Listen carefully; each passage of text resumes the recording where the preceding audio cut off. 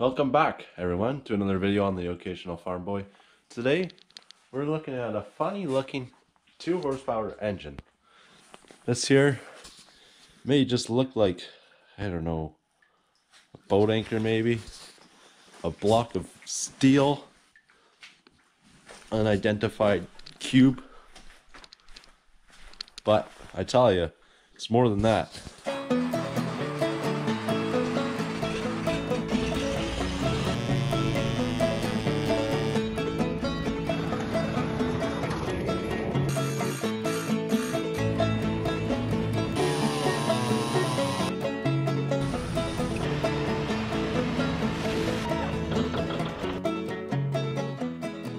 It's not just a random block of metal. No. It's an engine with a cylinder inside of it. Rods, exhaust, intake, all that kind of stuff. This here is a Fairbanks Morse Model Z Style D. This is a proclaimed self-oiling system, which means this thing actually has a crankcase. And this is the dipstick. Oil, put new oil in it, conventional 10W30 oil in there. As you can see, the spark plug wire is not the original one. This one here came without any spark plug wire, and so I found some old spark plug wire, but I read on the voltmeter it was a very much higher voltage reading, and I was like, resistance rating, sorry. And I was like, that's not right. It should be like close to 0. Well, on modern engines and that kind of stuff, it's true. The spark plug wires are not just a resistance of 0 anymore. But without any of that, I just went ahead, found myself some, I think it's 10 gauge wire, and just used that as my spark plug wire. And it works quite well. So when I got this engine here, it didn't spark, didn't have a crank for it, and that's pretty much all I knew about it. So I opened up this guy here, farted around with this inside here, and I ended up using the paint remover sandblaster sand, which would just take the surface off the paint. It wouldn't actually take rust off, just for paint. And that's really fine dust. Well, I used that inside here, just blasted the hole inside here, took everything out except for the rotor, the magnetic rotor that's inside. Everything out, put everything back together with the making sure there was good grounds and everything like that, and I got spark, just like that. Those coils, if you're getting into them for the first time, don't be too afraid to open them up. They're very simple. You just gotta remember where everything came from, and it's not that hard. I think there's a total of 3 bolts to take off the armature plate where that points is and the condenser is on. 3 screws for that, and then there's 1 screw right on the top here and 1 on this side, but this side's broken, and that way you can pull that whole coil, that copper wound coil, out. And it's so simple, guys, don't be worried about it. And now it sparks. Got my spark plug wire. This is probably the original spark plug. It's really big thread hole to go in, and the spark plug, I don't know, the leg for the spark is probably like this long, close to. It's normal spark plugs are like really short. So here's probably about this long. So that was an interesting looking spark plug. So after I got spark, then I proceeded to make a crank for this thing. Well, even to find bad spark, I had to make a crank. And this isn't just a normal recoil when you pull and it recoils right back in. No, it's like a screw shaped, I don't know how you'd call it, screw for the recoil, which locks in when you turn the flywheel over this way, and then when it starts up, it kicks it right back out. So my first hand crank was this guy. I welded this guy up, put a bolt in the middle, and used a grinder to cut it just so.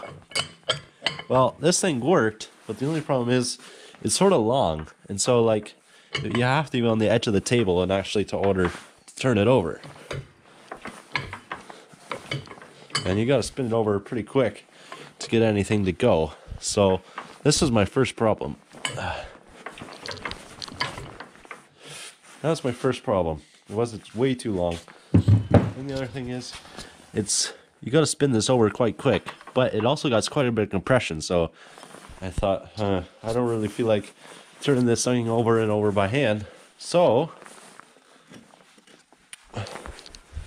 this is my second design for making the starter. This here just plugs right into the chuck of a cordless drill. Just fits inside, just one of those DeWalt homeowner ones, and I can put it in the first gear and it spins it over just fine enough. I'll show you guys in a minute, and it works really good. Don't have to do anything, just have to press the trigger. A lot more handy. So I love this thing. This guy, it's only around because I wanted to show you guys, but this is the one I'm going to be using a lot, if anything, to get this engine started. So the oil crankcase, when I first got it to fire up, that was the first step to get it fired up. Then I went into the crankcase and noticed the oil was like a grease inside. It was sitting so long, so I had to clean that out. That was a job, but got that cleaned out. There's a drain plug right at the bottom here, and those come out. Top one comes out, and then filled it right back up. If you want to time these things, I didn't have to do any timing, but there's a marker on the flywheel right there. You line it up with the casting of this block and this and the crankcase, the block and the crankcase. You line it up right about there, and then when you open up this guy, give me 1 second. If you look inside, I don't know if you can see that well. You're seeing it.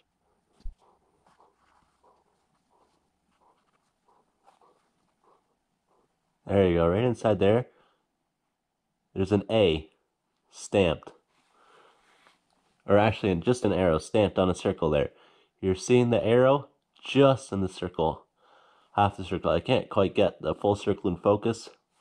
Maybe if I put it in front, that's not going to work, is it? No, that's not going to work. Anyways, you just caught the corner of that circle with the arrow pointing. So you should be able to look inside, see it straight on. This lined up. I think mine's a little bit ahead, just like that. This line there is just a little ahead from the block. But it should just line up like that. So that's how you know to time it. I mean, if it comes with the original coil pack. Not all the time. They just swap them out. And then you might... The castings might be different. I don't know if they all made them all exactly the same, or if they just put the stamp as per the unit. So that's something you could consider. And then the fuel tank was another problem. All the old gas had varnished along in the bottom. So I used some acetone, let that sit for a while, and then that really helped clean it up. And then I used the mechanical stir to stir everything up, scrape the bottom a bit, and that cleaned out pretty well. So that fuel tank is cleaned out good enough for me. And then, yeah, there's not much else to say about this, except now that it runs. And this is your, of course, your governor advanced manual control. And yeah, so this is the gasoline unit. It's 2 horsepower. We have the side shaft here. Haven't had anything hooked up to it, but I was wondering if I get like a generator, or we have a DC motor I can hook up to there. I'll see how much power it can produce. And yeah. Oh, also inside here, this is a liquid cooled engine here. So it's not like a normal one with a radiator and everything like that, but it just has a huge reservoir that you fill up with water. And you can see inside. There's a bit of goop on the bottom, which I don't like, so I'm gonna have to clean out the goop. But it does fill up with water and it does drain, so at least it's draining. But you don't want to leave that full of water in a cold day. So this thing. So that's about all you need to know about these things. They're so simple, so compact. It's really only 3 main castings besides the crank, pistons, and that kind of stuff. Crankcase at the back casting, which is bolted to the guess the main frame of it, and then you just have your small head bolted to that. So all right, so it's gonna be first start of it today, and it's probably like 6-7 degrees in here right now, maybe even 5. So I usually leave it just up high, and then I open this up just a hair. I think you're supposed to open it 1 full turn, so let's try that. I actually never tried to do it this way, but we'll try. 1 full turn, just like that. Okay. Oh, and there's also a little ball in this fuel line that goes down to the tank. There's a little ball closer to the bottom, and it just, when its fuel is being supplied, it lifts up, lets the fuel going up through the lines, and then when the engine shuts off, it drops. That way the fuel doesn't return right back to the engine, and it'll take quite a bit of cranking and cranking to get the suction to pull the gasoline through the lines back up. It's a bit of a trip for without a fuel pump, right? So let's see if this thing will go. So hand over the intake to give it a choke, and then once it fires, you let go, and then adjust your needle valve. Here we go.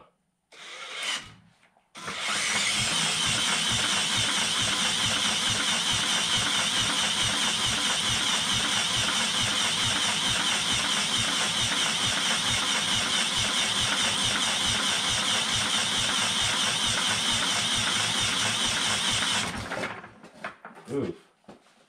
We might have flooded this thing. Maybe I shouldn't have tried it like that. Oops. Now we're going to have to see if it'll even start now. I probably flooded it. These things are super easy to flood. So hopefully we can get it going.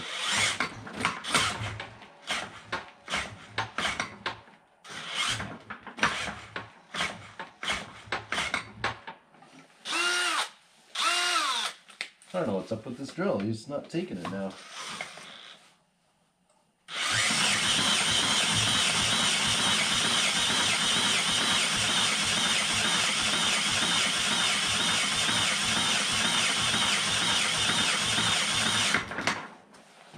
I think the battery's dead.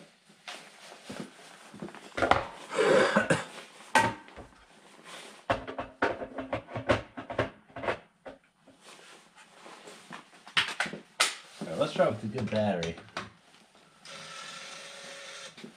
Step number 2, fire.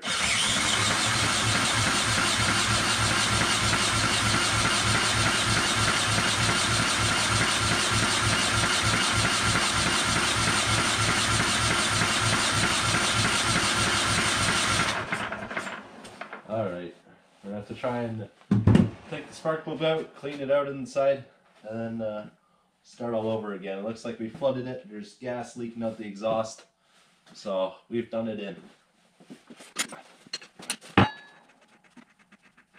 Apologies. Just.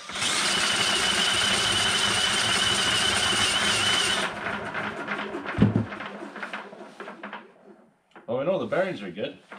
Keeps rolling. Anyways, let's go clean this spark plug up and see if it'll fire.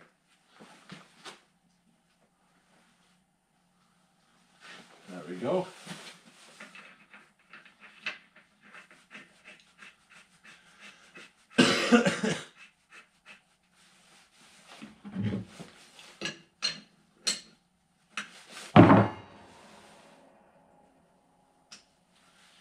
Alright. Fuel shut off. Now we're just going to see if it'll just crank without having to touch anything. Let's keep this valve open a bit.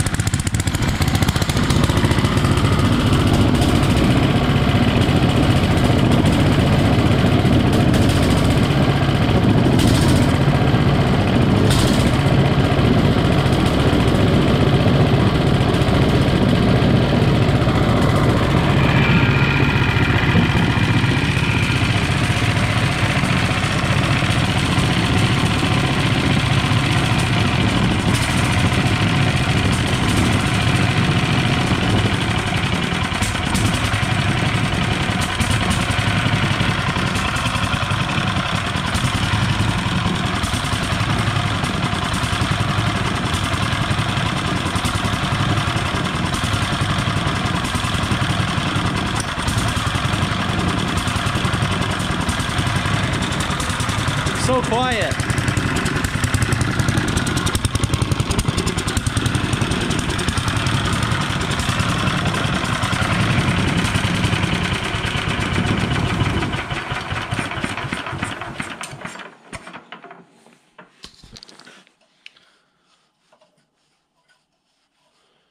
I think we know we don't need to open this valve up a whole complete full turn.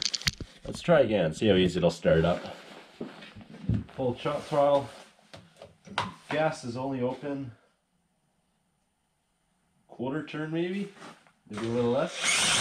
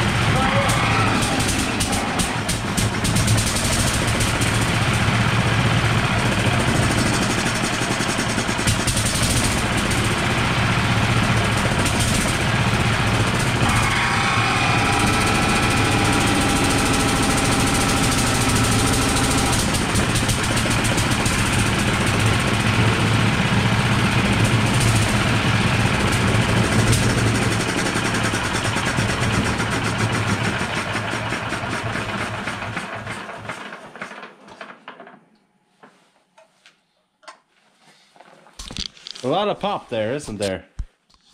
Anyways, didn't run it for too long, so hopefully it didn't cook anything. Well, that ran pretty smooth, I think. It's definitely vibrates everything all around it, and if it's on a slippery surface, it'll actually propel itself forward. It'll just hop, hop, hop, hop, hop, hop, hop, like a little frog or something. But anyways, hope you guys enjoyed this video. It's definitely a much older and unique looking type of engine here. Much different from all the other types of engines. Anyways, thanks for watching, guys. I hope to see you on the next one.